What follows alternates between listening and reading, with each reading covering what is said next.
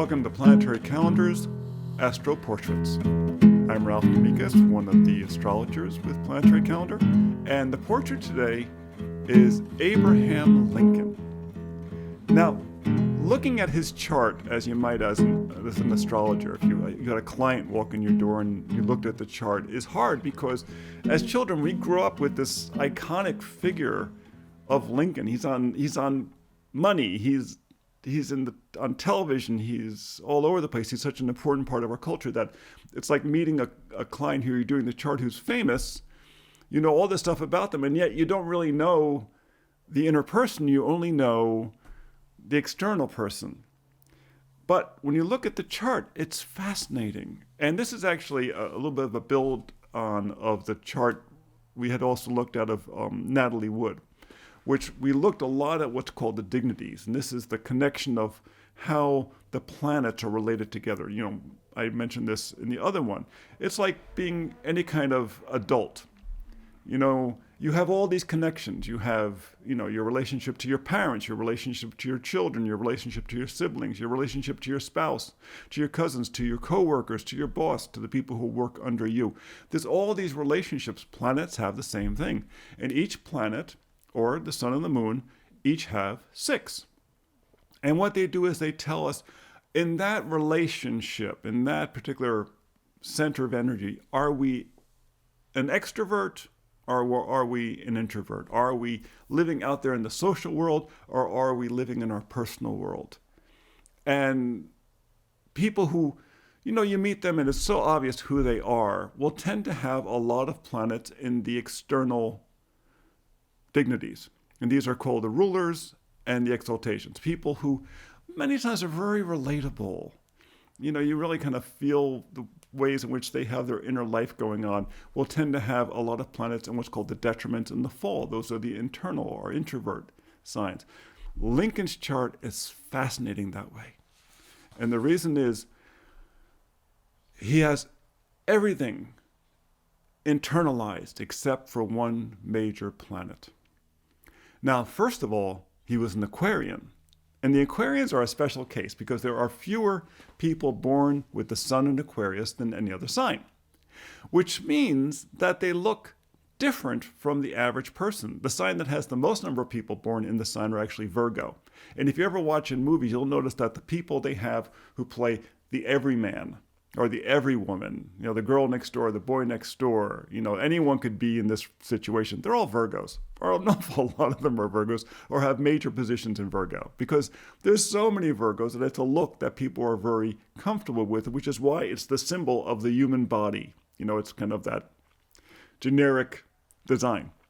Aquarius are the fewest number born. It's 150 degrees from Virgo, and it's one of the reasons why Aquarians many times can be very attractive because they look different.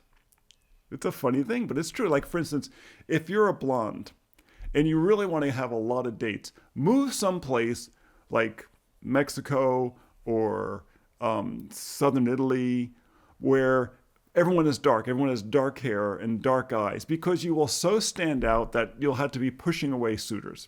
Vice versa, if you're very dark and you're very Mediterranean, move to Sweden. You will so stand out that you become very attractive. And the Aquarians are like that. And there's a lot of really interesting actors and actresses and political figures that we find very interesting and very attractive because they are unusual. There's a lot of Aquarians, but there's not as many. And he was one of them. And if you look at pictures of Lincoln, he was an unusual looking person. First of all, he was very tall. He was 6'4". He towered over people at a time where most people were not that tall. It's kind of like Washington was the same way. Was very tall at a time when most people were not. Now, amazingly enough, we seem to know his birth time. And you would think, he was born in a log cabin, but people write stuff down, or that it was rectified, and he apparently was born at dawn, and that probably was the factor. People recorded that he was born at dawn. Now, at the time when they looked at the charts years ago, they would not have realized that conjunct his sun rising were two important characters that they didn't know about at that time: the asteroid Pallas Athena, which has to do with, one, it's found a lot in the charts of attorneys, because it's about having the quickness of mind and of being an advocate for people, in Aquarius, within 5 degrees. And on the other side, he had Chiron, which is the wounded healer. And there was always this great sense of Lincoln, of him feeling the wounds of the world, you know. Now, his moon position was in Capricorn. Now, this is interesting, and it's late Capricorn.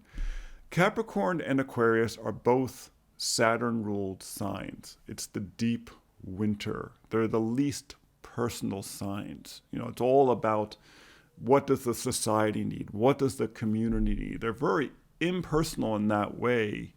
They're very tribal. And so he had his sun and his moon in this position that's only concerned with the group and not about the individual, which is fantastic for a politician because you have to be focused on the big picture. You know, the benefits of the many outweigh the benefits of the few, which if you're going to have to conduct a war, yes, in fact, the 2 greatest wars in American history were both conducted during the times of Aquarian presidents. The other one, of course, was FDR. Now, about these dignities. His Mercury, now Mercury is an important planet, has to do with how you communicate. If you're an attorney, Mercury would really matter, is in Pisces. Whoa, Pisces is the detriment position, the ruling position, the most extrovert position is Virgo and Gemini. The signs opposite that are the detriments. Pisces is the detriment. It gives a tremendously good imagination, and interestingly, a lot of very famous mathematicians have Mercury in Pisces because they can visualize these concepts. You know, it's like many famous astrologers have Mercury in Sagittarius, which is the detriment position because it's opposite Gemini, they can visualize the connections, all the social connections that have to go on because Sagittarius is a mutable sign, it's concerned with people. But he had it in Pisces. It's probably one of the reasons why he was a famous storyteller. He had this tremendous imagination and could weave stories together. Now, he had Venus. Venus is always important in life. If you know, all you need is love. His Venus was in Aries, a very kind of centered position. It's opposite Libra. Libra is, you know, you want to go out to dinner, you immediately say to your partner, well, where do you want to go? That's Venus and Libra. It's not that they can't make a decision. They just want to know what your opinion is before they make a decision, okay? Because they want to be fair. Venus in Aries says, let's go there. You want to come? I'm going there. They don't even ask if you want to come. I'm going there. Oh, I guess I'm going too. That's Venus in Aries. It's a bit self-centered. Interestingly, though, he had Venus conjunct Vesta, the brightest of the asteroids, which tends to supercharge energy, which made him a really interesting personality. It gave him great personal charm. He could be right there for a person. You know, when he talked to you, he was right there, which is not common with Aquarius. Usually when you're talking to an Aquarian, they're kind of talking to you, but they're looking over there to see what other people are doing. But he was right there, and he was a tremendously likable person, even though Venus in Aries isn't really a nice position, but it is interesting, and people like interesting people. So here you have Mercury in detriment, you have Venus in detriment, both deeply internalized roles. So he had this deep internal life on the 2 most intimate planets. The other most intimate planet, of course, is the moon. It's moon in Capricorn. We mentioned that. Moon in Capricorn is opposite who? Cancer, the most moony sign. It is the feminine, extrovert ruler of the sign. You know, it's that receptive extrovert. It's like, I will love you and feed you. This is the opposite. Moon in Capricorn says, I will set the rules. People have Moon in Capricorn are like that around the people they love. I will set the rules. I will set the schedule. I will make sure everything gets done. I will be the responsible one. So once again, it's a detriment position. When you look in the upper part of the chart, it's very interesting because he has Saturn in Sagittarius, which is not a dignified planet in any way. But it's a bit of a conundrum because Sagittarius is the ruling sign or extrovert sign of Jupiter. Well, Jupiter and Saturn are 2 sides of the coin. Jupiter expands, Saturn contracts. They're big players in how our economies function, in fact. So when Saturn is in Jupiter's sign, it means Saturn is deferring to Jupiter, right? Which makes Jupiter even more powerful. Now, the other planet that's overhead, and this is the final of the classical planets that have dignities, is Mars in Libra. There are very few positions of planets that are more kind of looked askance at than Mars in Libra, which is really a shame because it's a lovely position. But Mars is about, in its most extrovert versions, aggressiveness and cunning, right? Well, that's because of the two rulers. It's Aries and Scorpio. So Mars in Libra is opposite Aries. It's not all about me. Mars in Aries, it's all about us. It's all about harmony. It's all about fair. Many artists have Mars in Libra. It's a wonderful position for people who are fantastic at creating balance and harmony. At times they seem indecisive. It might be true, but it's simply that it takes them longer to get those scales to settle to something that they consider fair. He has it highly elevated in his chart, and it's forming a very close trine or supportive aspect to that moon or that sun in Aquarius. Okay, so the sun in Aquarius is at 23 degrees. Mars in Libra is at 25 degrees. Libra, that desire for harmony fits in perfectly with his desire to manage the group well, which is the Aquarius energy. So it's a fairly powerful planet. But once again, it's an introvert position. So you have all these planets and the sun and the moon all in these introvert positions. And what's interesting is that all of these positions are detriments. None of them are what are called fall positions. The fall is like the best friend of the introvert, like the exaltation is the best friend of the extrovert. Now, these are all detriment positions. They're very personal to him. This was a person with a tremendously deep inner life. A tremendous amount of depth. And he had all these qualities that other people could relate to. We don't relate to people as much through our strengths as we do through our vulnerabilities. And the reason is we admire their strengths, but they're out there, but they're out in the world. The place where we relate to people is in our inner world, our intimate world. It's one thing to see a person on a stage. It's another thing to meet them in a cafe and touch their hand. That's the inner world. And that's where people relate. So he had all these planets connected to his inner world. It made him tremendously relatable. When people met him, they liked him. Even if they thought he was a little unusual, that sun, in Aquarius, and the rising in Aquarius, they thought he was unusual. They thought he was very unlikely to become president. But he had all these very relatable qualities, his wonderful storytelling, his desire to ask you what you thought, his willingness to move through the world very gracefully, his willingness to speak up in personal relationships. Who was the player that carried him out into the world? This was a person who lived his life in the outer world. The big guy, the guy in the plaid suit, Jupiter. His Jupiter is in rulership, but the receptive ruler, or you'd call the feminine ruler, Pisces, the sign of the believer.